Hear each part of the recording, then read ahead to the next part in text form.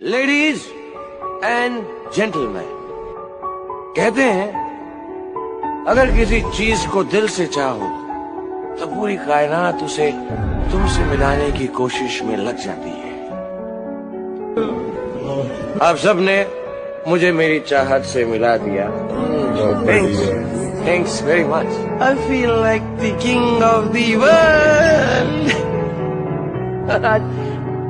आज इस बात का भी यकीन हो गया कि हमारी फिल्मों की तरह हमारी जिंदगी में भी एंड तक सब कुछ ठीक ही हो जाता है। Happy ending. और अगर ठीक ना तो वो दी एंड नहीं है दोस्तों। पिक्चर अभी बाकी है।